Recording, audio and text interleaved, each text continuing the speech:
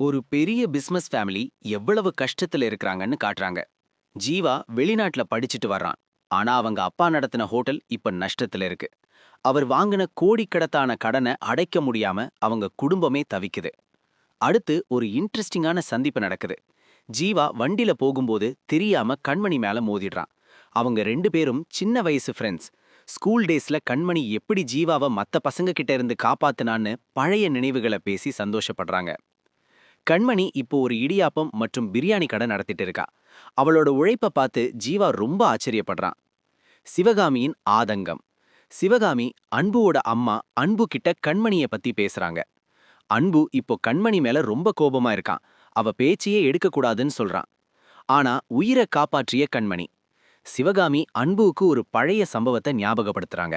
ஒரு முறை அன்புவுக்கு sugar level அதிகமாகி வாந்தி மயக்கம்னு உயிருக்கே ஆபத்தான நிலைமை வந்துச்சு. அந்த நள்ளிரவு நேரத்துல வீட்ல யாரையும் எழுப்பி தொந்தரவு பண்ணாம கண்மணி உறுத்தியே அன்புவ கார்ல கூட்டிட்டு போய் மெடிக்கல் ஷாப்ல இன்சுலின் வாங்கி போட்டு அவன் உயிரை காப்பாத்தினான். அன்னைக்கு உயிர் பிழைச்ச அன்பு, கண்மணி நீ இல்லனா நான் இல்ல, இந்த உயிர் நீ தந்ததுதான்னு கண்மணி கிட்ட உருக்கமா சொல்லியிருக்கான்.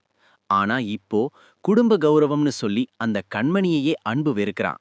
சிவகாமி கேக்குறாங்க, உன் மேல உயிரா இருக்கிறவள எப்படிடா நீ வெறுப்பன்னு. நிஜமாவே ரொம்ப எமோஷனலான ஒரு ப்ரோமோ இது. கண்மணியோட அருமை அன்புவுக்கு எப்ப புரிய போகுதுன்னு தெரியல.